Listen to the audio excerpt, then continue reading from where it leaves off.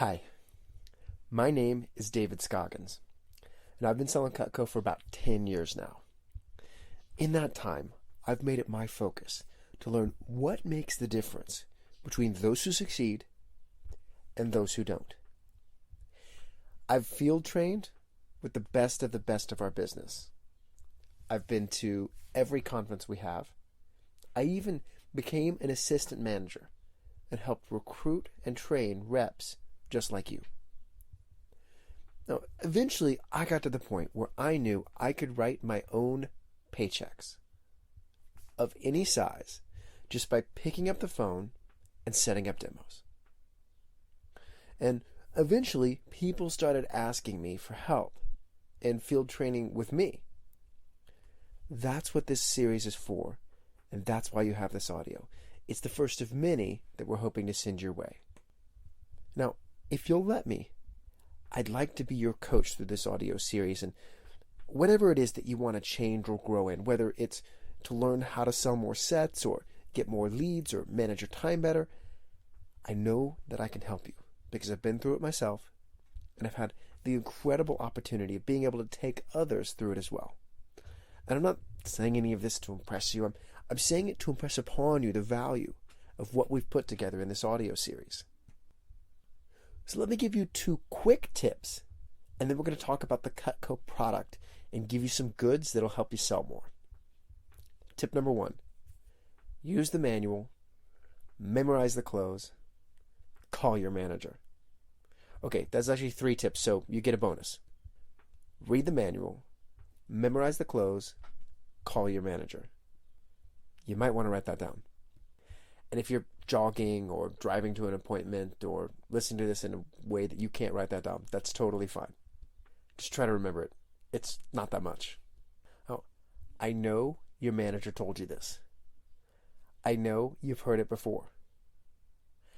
What I want you to know is that it's not just something people made up. The most successful reps are the ones that follow the program. That's the program. Selling Cutco may not always be easy, but it is simple. Remember, Cutco sells itself, and your manager's job is to make you successful. Tip number 2, go field training. It's been said that every time there's a field training, 1,000 extra CPO is generated. In fact, a long time ago, field training was the main way that reps were trained. So, if you have a pen and paper, you want to jot down real quick a note to ask your manager who you can field train with, if you don't know already. These are things that will make a big difference in your business. We'll get into more details on getting leads and closing sales in a future session, but for now, these 2 things will really help you. So let's talk about the Cutco product. No, we're not going to talk about nickel-silver rivets and thermoresin handles, though that stuff is good and it is something you need to share with your customers. We're going to go beyond that into what it really means that you represent the best of the best. I share this with you because product conviction sells sets. Period. The more you understand what it means to represent the finest kitchen products in the world, think about it. You're selling the Ferrari, the Bentley, the Rolex, the Gucci of knives. The more you understand that, the more you'll sell. So let's get to it. If you started this job as a college student, or if you're a college student right now, like I was when I first started, you might not cook too much. And so you might really not, I don't know about you, but when I started, I kind of thought, what's the big deal about the knives? I mean, I know that I got excited about them, and I know that I wanted to have them, and I love Cutco, and I love the Vector Opportunity, and my brother used to sell Cutco, but at the end of the day, I didn't really, because I never spent any time cooking, so it didn't totally click with me, what it means to a customer to have good knives. Think of it this way. You may not cook a lot, and you may not have a lot of time that you spend, with something like knives. But one thing that most people can identify with is their car. You think about it this way. You may like to drive. You may hate driving. Or you may be somewhere in between, or maybe you've never really even thought about it. But try to imagine if you lived in a place where you absolutely had to use a car. I know some people live in places like Manhattan. When I was in Washington, D.C., I didn't have a car. But try to imagine you're living in a place where you absolutely have to have a car to get anywhere. And part of what you do involves at least once or twice a day you're driving for at least half an hour. Now, try to imagine that your car absolutely sucks. You hate your car. There's just all sorts of things about it that you don't like. It doesn't do the basic thing that it's designed to do well. That it stalls on you occasionally. That it doesn't really have a totally working air conditioner or heater. That it only has a radio. And you still have to use it for about an hour a day. Think about how much that would suck. That's what it's like when someone has junk knives. Because you think about it, some people love cooking, some people hate cooking, some people have never really thought about it. But everyone has to do it. The only people who never cook are people who are extremely wealthy because they're either eating out all the time, which means they're spending huge amounts of money. I mean, to take a family of 4 to a basic restaurant like a TGI Fridays with no alcohol, take a family of 4 there, you're looking at easy $70, $80, $90, $100. You throw in alcohol, it's easy to go $120, $130, $150. If you're doing that regularly, it adds up real fast. So they're either spending a ton of money eating out, or they are paying someone else to cook for them. So pretty much everybody who is not uber rich is in one way or another preparing food. So something that everybody has to do. And some people like it, some people hate it. But when you have junk knives, you've got that thing that you have to do every day. You don't really have a choice in the matter.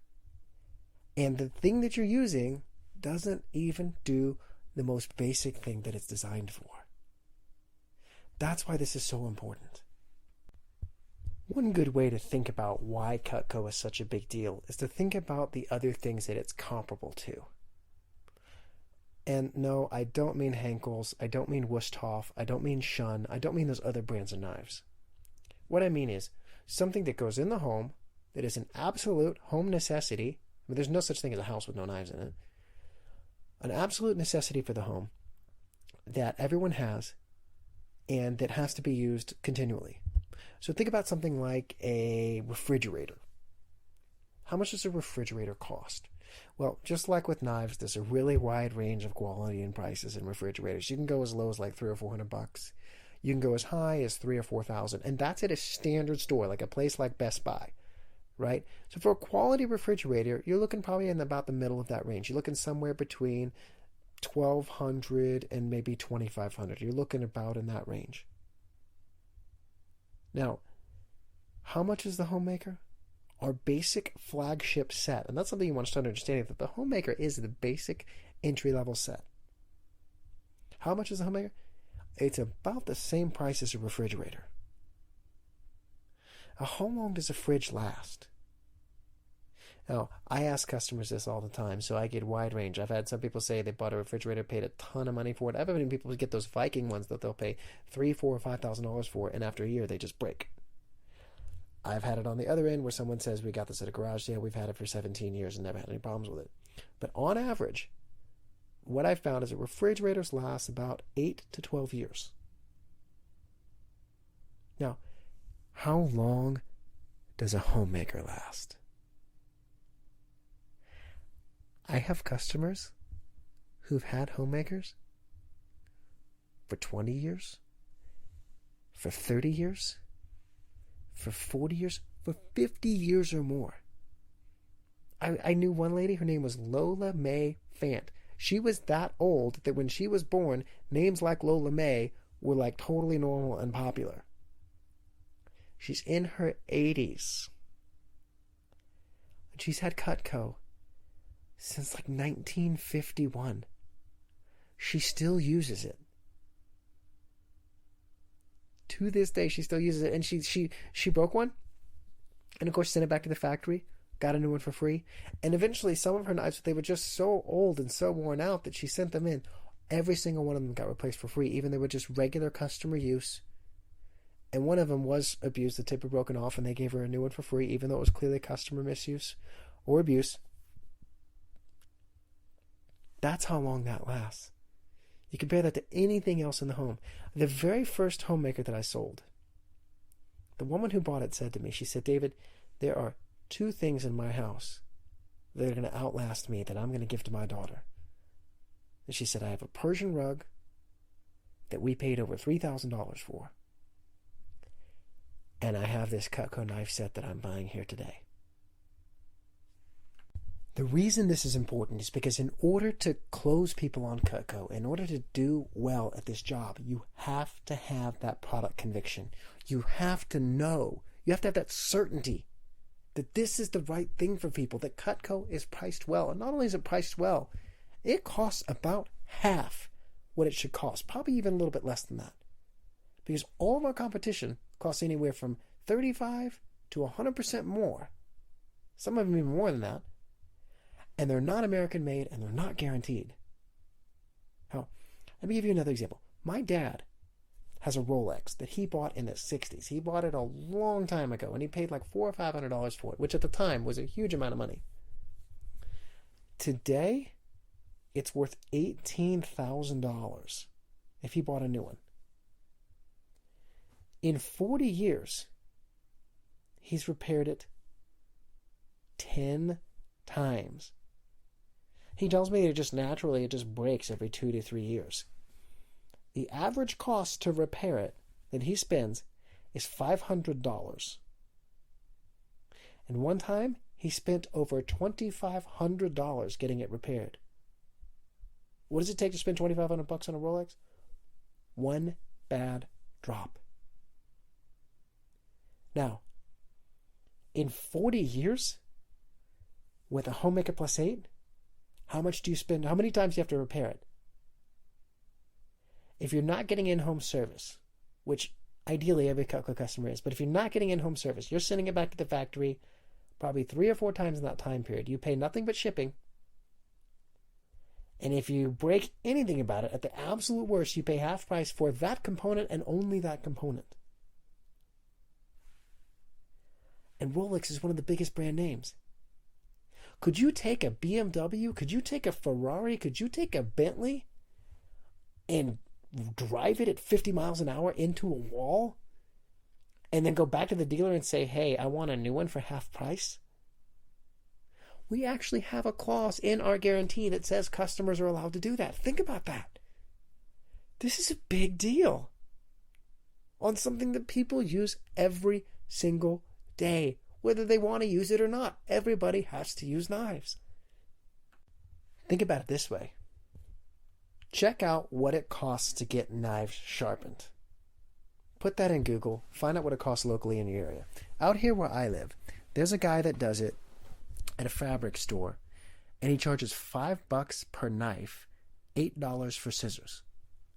So for a set of 8 steak knives, it's $40 to get it sharpened. And not only that, he's not permanently at this fabric store that he works out of.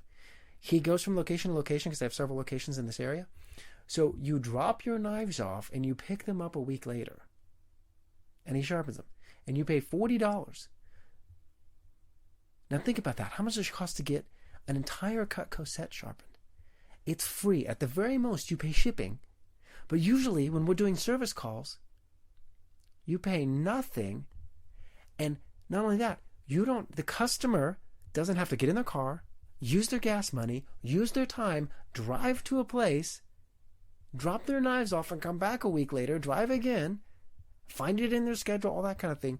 They don't come to us, we go to them. We spend our gas money. We spend our time doing the driving. And then on top of that, we're doing it for free. It's crazy what we do. Sometimes I just can't wrap my mind about the Cutco product and the value of the Cutco brand name.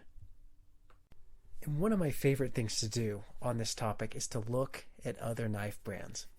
It's to look at other top-end knives. Let's take, for example, Shun knives. And I don't even know if I'm pronouncing that right, but I'm going to go with Shun. S-H-U-N. All right, you can look at these online at Williams-Sonoma or at Sur La Table. These are high-end stores that sell this stuff. I'm looking at the Shun 19-piece knife block set. And Shun knives are absolutely awesome. They're totally beautiful. They're Japanese. They're great knives. 19-piece set, the equivalent of our Homemaker Plus 8.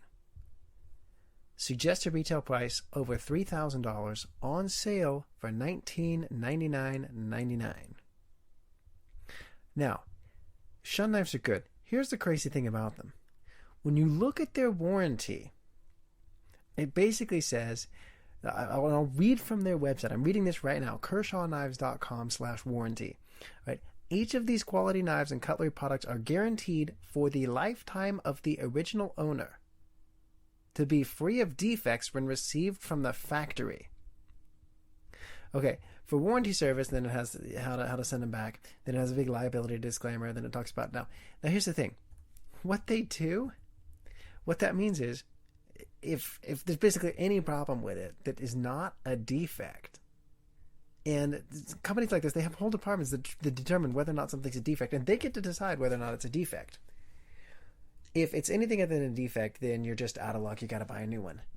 And that's for a knife set that is almost twice the cost of the Homemaker Plus 8. And Shun used to sharpen people's knives for free like we do. They used to only do it in the factory. They wouldn't do it in the home, but it used to be you could send them in.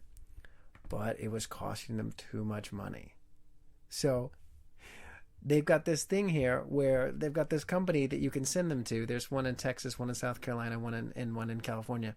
You mail them to this company, and for regular edge knives, 85 cents per blade inch, with a minimum 6-inch charge per knife. In other words, they charge you at least, what's that, 6 times 0.85? That's like $5 a knife. Minimum charge. So for steak knives, it's $5, even if a steak knife is only 4 inches long. But then for a French chef knife, if it's 10 inches long, they can charge you $8.50. For serrated knives, they charge $1.20 per inch, right? Because they somehow are able to sharpen. I guess they have a special sharpener for their type of serrated knives.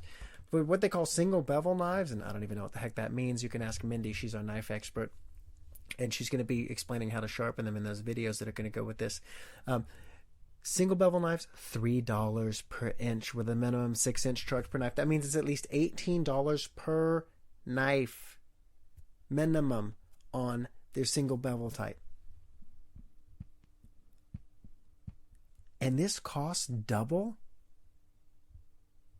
what a Homemaker Plus 8 costs? For real? Or take another really good brand of knives. Take Wusthof. And Wusthof knives are awesome. They're great knives as far as knives go.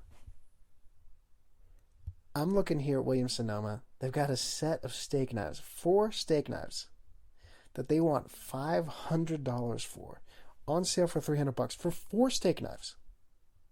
On sale for $300. So for the price of about 10 Cutco table knives, you can get 4 of these. And my favorite thing about the Wusthof warranty is the fact that it comes in 80 million different versions. I've looked at the Wusthof website several times over the years, and it always seems different. But the bottom line is this, and I'm looking at one of them right now on one of their websites. If your knives have bent or broken tips, knives that have been dropped and hit the floor tip first may bend or even snap in two. Now listen to this.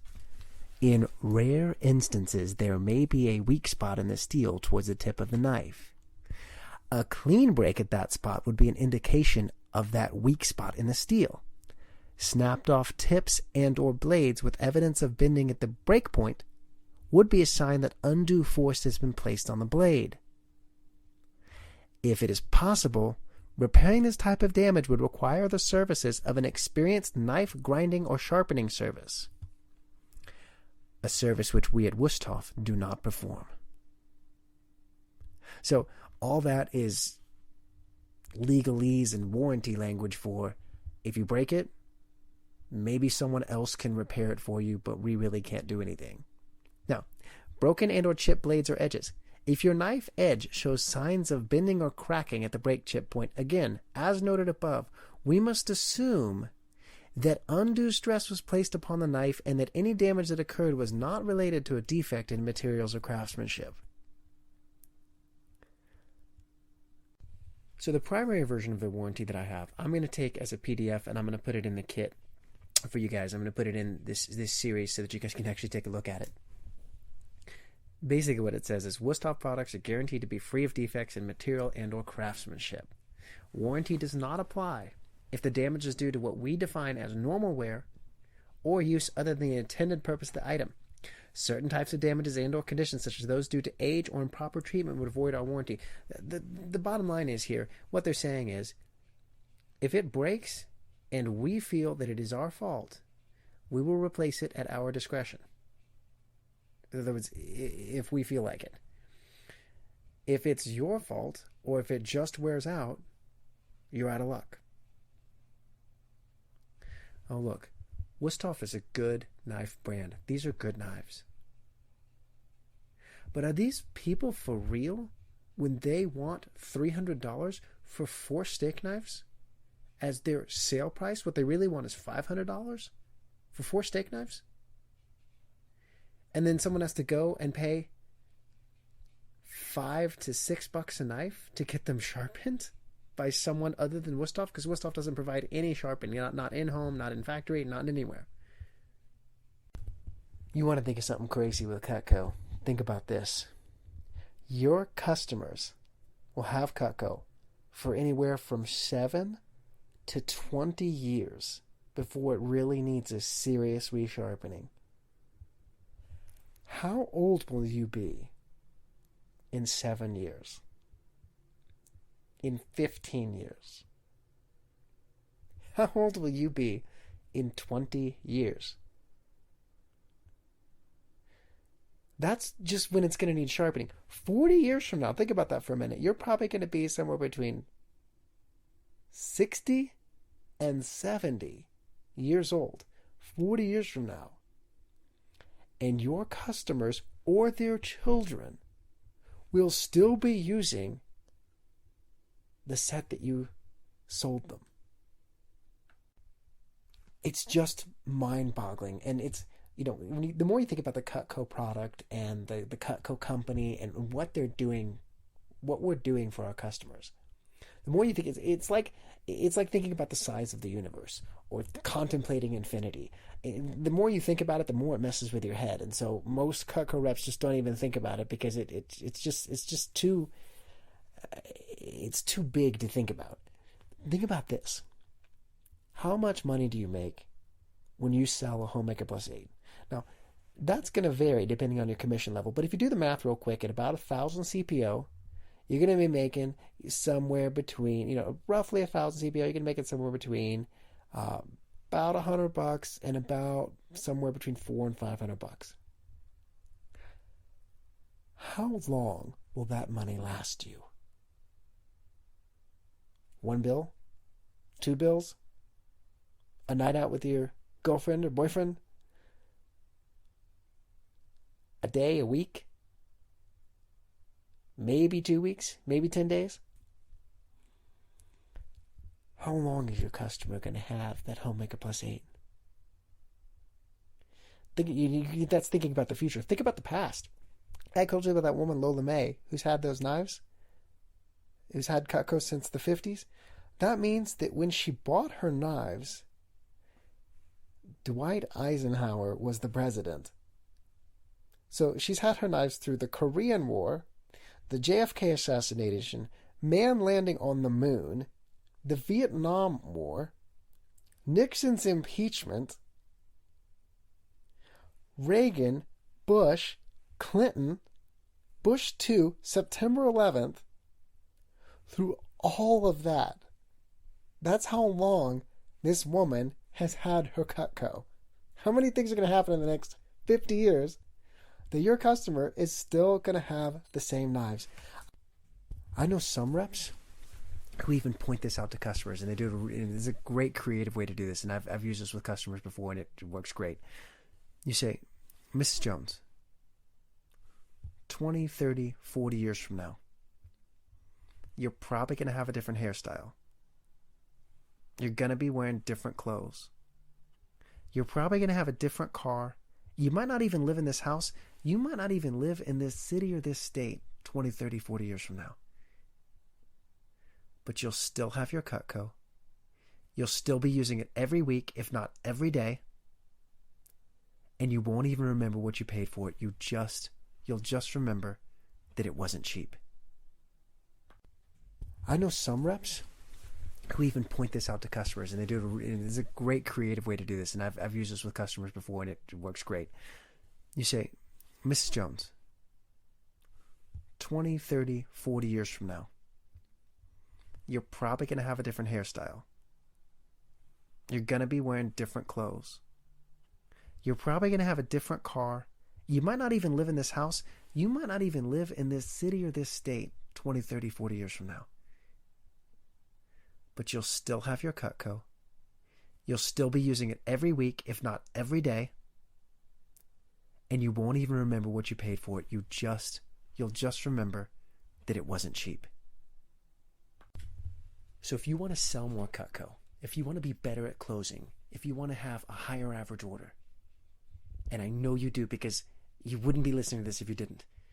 If that's you, you want to make this your belief. You want to have so much conviction. I have so much product conviction that when people see the price of the homemaker, they literally, I have probably half the time they look at it and they go, that's it?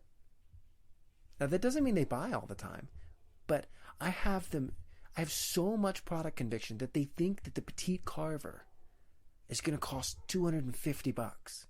And then we see the entire homemaker set is only $1,100, $1,200. They're blown away. If you want to make this your belief, I have an assignment for you. Now remember, the assignments are extremely important. You want to be taking advantage of these. So first, there's 4 parts to your assignment, and none of these are going to take much time at all. The first is to read the warranties that come with this audio.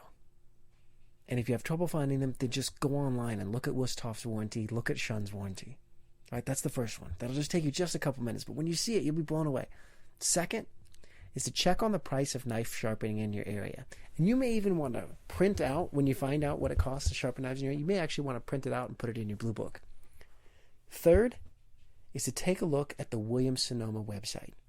Browse that website and you'll see different levels of quality and prices and things like that. But take a look and see what the high-end knives cost. And fourth is to go to Cutco.com and look at the testimonials from actual Cutco customers. And look at what people say. You want to have testimonials in your blue book. This is something that's really helpful. Customers will sometimes believe what you say, but they will always believe what other customers say, what other people say about Cutco. So one thing that you want to do, your fourth assignment, look at testimonials on Cutco.com. You want to print some of those out, put them in your blue book. And you also, when you run into customers who've had Cutco for a few years, 2 years, 5 years, 10 years, however long they've had it, have them write a little testimonial for you about how long they've had it, how much they like it, and maybe their name and what city they live in. And take those and find places to stick those in your blue book and show them to customers. That's very, very powerful. All right, guys, we want to make one quick video with the managers. We're here in a staff meeting, and we just wanted to go through some quick tips because we're seeing a lot of new reps take off in the business, and some are having some massive success, and some not so much. So we want to give tips to make sure everyone has success and everyone gets the same knowledge and the same resources and everything. So if you can, just give us a few tips for the new reps. All right, guys, my tip for you is to follow the manual word for word. Don't add anything into it. That's the key to success in this business. When I first started, I was 24. I fell off because I didn't follow the manual. I came back, I followed everything word for word, and now I'm getting success. I'm 10,000 in career sales. I'm going to open my office in the summer. So that's my advice for you. Follow the manual. That's how you're going to get farther. Yep. So Reed's taking my job. He's going to be his own district manager. Same with Tiffany. So Tiffany as well is about to be her own district manager. What's a tip? I mean, I know you fell out of the business too, and you came back, and now you're already you found the way. You're almost at 15,000 now in sales. I'm at 15,000. You're at 50, sorry, right? And so she's at 15 now. And I mean, these kids, they did it literally within, it was a 2-month frame? It was like 2 or 3 months frame? 3 months. Yeah, and you guys just skyrocket over 15,000, over 10,000. It's pretty neat. So what's something you can give a new rep, someone who's never done the business? Always call your manager, forget to call, forget to pay. Whenever I first started, I never did that. I followed my manual, but I failed miserably with a close. And then when I came back again this past year, I would call my manager all the time, and I closed so much more than I thought I would. Yeah, and Always call your manager. and you were calling Casey when you Yeah, started? Yeah, Casey. so it helped a lot. Cool. And then, so these two, they're brand new, and they're already over, what are you at now in sales? 25K. 25,000 in less than 3 months. And then Over 18. over $18,000 already. So you guys had success, okay? That's a fact. You found success. So let's give them some tips. What did you do? And within your, because in 3 months being over $20,000, that's not simple, right? Not many kids get that. So what did you do? What did you listen to, and what did you do right? So let's go for it. So Brittany. Okay, so at my fast start, I was really nervous, so I was just trying to get as many demos as I could and not seeing my best people first. So it feels a little uncomfortable, especially if you don't know the best people, I guess, immediately. Yeah. If you don't know them, you're kind of nervous to call them up and stuff, but definitely do get out of your comfort zone. You need to get uncomfortable in order to feel comfortable being able to do that, and that's how you're going to be successful in this business. Yeah, I always talk about that too. It's like riding the bike for the first time. You're gonna feel uncomfortable when you fall and you sprain your ankle and all that stuff, right? But learning how to ride a bike was a pretty good tip to have, or a skill to have. Same with walking, same with all that kind of stuff. So Brittany didn't, maybe she was nervous at the very beginning, but you caught on pretty quick. It was probably, what day was it in your fast? It was probably the 4th or the 5th. 4th or 5th day, she was like, all right, just forget that. I just got to get uncomfortable. I'm going to call the good people I know. Even though I don't talk to Mrs. Jones, who's 45 years old, much at all, I'm going to go see her, and I'm going to make it happen. And then she ended up coming back and doing as good as she did. So, and now to this day, are you pretty comfortable doing demos and doing all that stuff? Yeah, right? All right, Andre, so give us a quick tip. My tip for you guys is to follow the people who are really succeeding in the business. So the way I did that was always calling my manager. Calling Casey over here was how I was sort of able to fall into safety, and then she gives you deals on your demos and guides you in the right direction. So always call your manager, guys. That's my tip for you. Yeah, our little famous saying is forget to call, forget to pay, right? So yeah, calling your manager is key. I think you can see it from all of them who have just said that as well.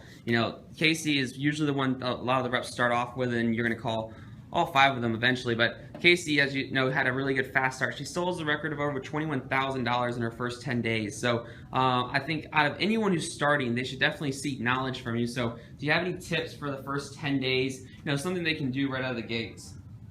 Yeah, I get a lot of questions about how I sold so much at the beginning. Number one thing was I saw quality people. So I saw all Macs all throughout my first 10 days, and I blew up Nick's phone. So I called him probably 3 times from every demo, before, after, sometimes 2 times after. So that definitely helped a lot. Yeah, so just staying in contact. I remember the fast start too, man. We talked all day, every day. My phone was getting hot. So, and just once again, guys, the staff that we have here is kicking butt. We're one of the top offices in the company, and when we run through these staff meetings, we see so many different stories, and we go through each individual's reps progress and everything. We realize, wow, some kids get it and some kids don't, but it all comes down to just doing the right habits. So hopefully this helps. Just some tips from the manager.